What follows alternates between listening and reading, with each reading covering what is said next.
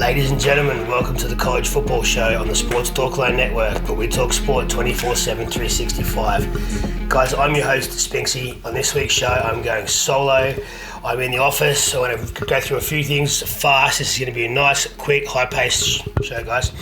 We're going to talk college football news. We saw a game on the weekend, which was awesome to see. We're going to talk about an article I wrote during the week about the death of the NCAA, because surely they're going nowhere. We're going to talk about Black Lives Matter. It's been up in the ante there the last couple of weeks, and I want to touch on a few things there. I also want to talk about one of my favourite actors, Chadwick Boseman, who passed away earlier in the week. So guys, let's get started. In college football news, Big Ten infighting continues. The Big Ten are screwed. Parents are suing them over unlawfully ending their season or postponing their season. They're saying they're not chasing compensation, they're chasing a redemption virtually. That they want their season reinstated. They're saying the Big Ten used flawed data to make a choice to cancel the season, whereas other conferences are keeping their season going.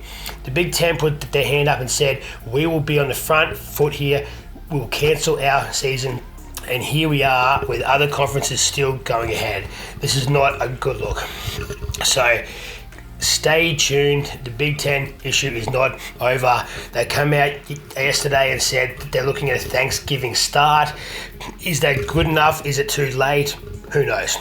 In other news, the AP released one of the strangest top 25 preseason polls that we've ever seen. They included every team from college, not just the ones that are having a season this year, all of them. This baffles me. You had the Tigers at number 1, you had the Buckeyes at number 2. Of course, the Buckeyes season's not actually going ahead. So here we are with teams, there was about 7 or 8 that were in the top 25 who aren't actually having a season this year. Baffles me. In other news, the University of Alabama had their kids obviously returned to school 2 weeks back. They had 600 confirmed cases in the first 6 days. College kids are going to do whatever they want. They're going to go to parties. They're going to line up in the cafeteria in queues. They're going to hug their friends. They're going to hold hands. They're going to do all these things that you shouldn't do. So of course, everyone knew cases would rise. That's just how it is. All right. So for you out there saying why are kids going to college, they still have to live.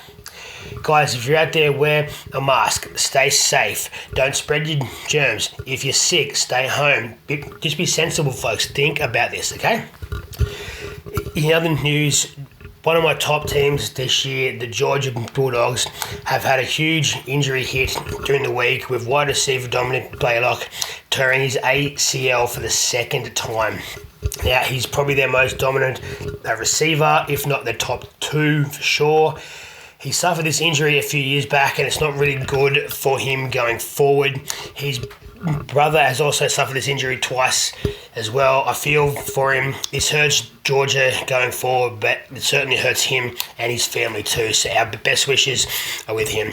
Speaking of best wishes, I'd like to pass on Sports Talk Line of my own best wishes to everyone currently dealing with the aftermath of Hurricane Laura, which destroyed southeast Louisiana and western Texas over the weekend.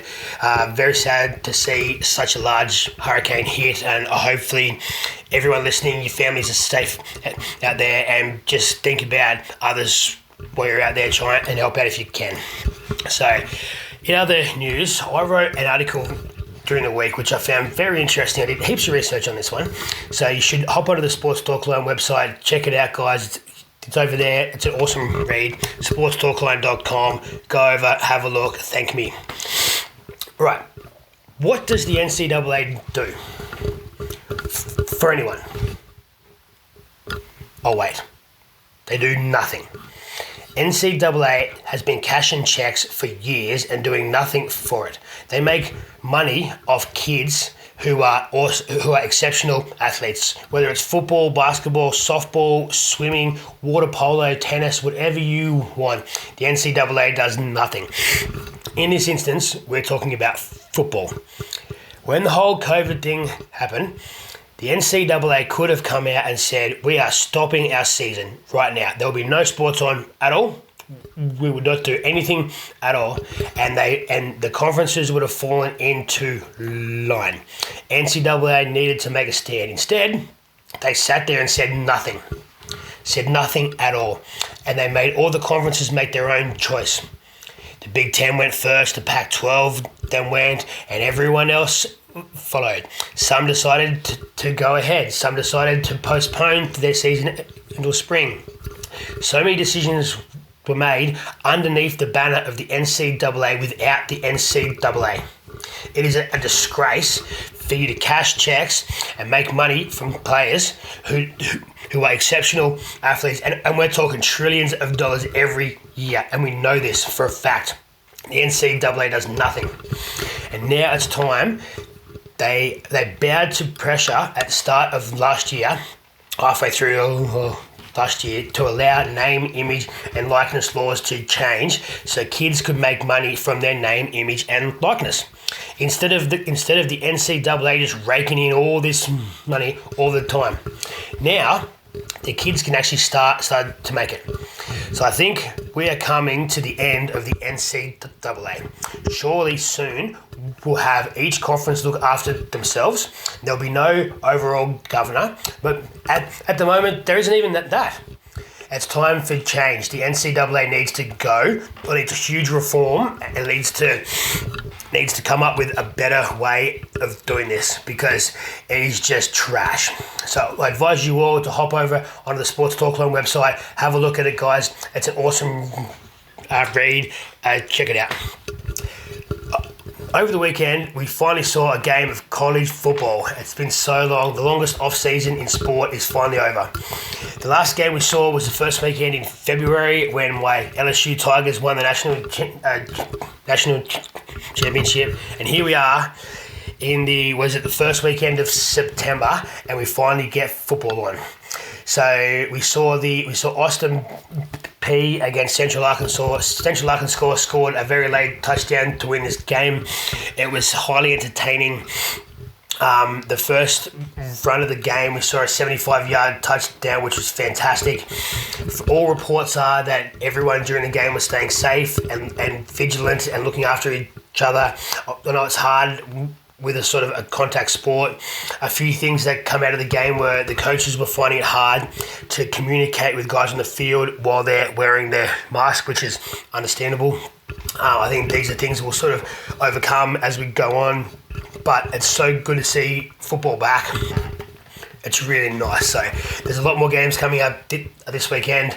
It's Tuesday now, so there's a few more games coming up. I think the first one's on Friday morning, could be, or Friday night, sorry. So there's a few more games this week. So check your local TV guides, guys, and get involved, because football is back. So good. All right, look, I want to change the tune for a second here.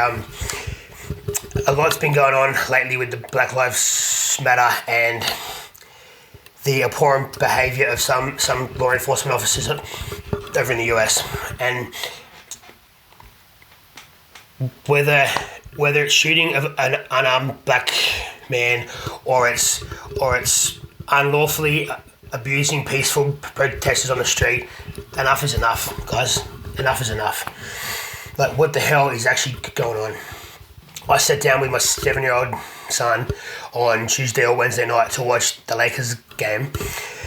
We went to work and school and stuff during the day, and we sat down to watch the Lakers, and we just found out prior to the game that the Lakers weren't taking the court that night. And for me to have to explain to my 7-year-old why he couldn't watch LeBron and why he couldn't watch the guy that he loves the most other than his dad, obviously, was heartbreaking. And I'm a 35-year-old white man, so I find it difficult for myself to explain to my kids what's actually going on over there. I can only imagine what it's like for black households to have to teach their kids about how careful you need to be out on the street these days. And my 7-year-old son's response was, why can't we all just get along? Why can't we all just get along?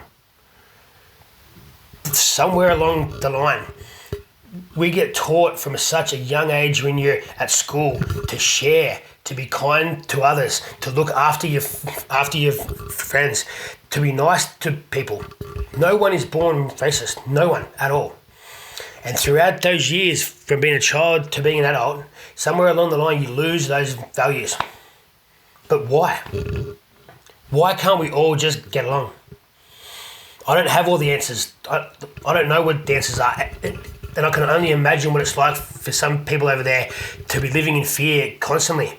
And that's not fair. That's not right at all. Why do we have to not like people because of the colour of their skin? That is disgusting. And it just baffles me that goes on still in this day and age. It is 2020. As my 7-year-old said, why can't we all just get along? And I can't understand why that's just not a thing. Be nice to your fellow neighbour. It's just something needs to change. I haven't got all the answers. I don't know what the answer is. I don't know how to fix this issue, but it's got to change, guys. Come on, for God's sake, please change. Something has to change, and it has to change now. This can't continue. This is ridiculous. Why can't we all just get along? And look, on that note, we lost an exceptional actor during the weekend, Chadwick Boseman, who played Black Panther. He was also in the movie Draft Day. He's been in several movies the last few years. He lost his 4-year battle with stage 3 colon cancer, and he was a real life superhero, and the things the world's going through at the moment, we need more people like him. He suffered in silence, didn't tell a lot of people what was going on. He spent a lot of his life trying to do right by people around him and copped a lot of flack for it. And that's not fair either. You should never judge anyone without knowing exactly what's actually going on first. He copped heaps on social media over the years, and I think that's not very fair. The world is turning to shit, and we need to seriously take a step back and have a long, hard look at ourselves, guys. Chadwick was a gentleman and a scholar, and will be remembered for all the awesome things that he did.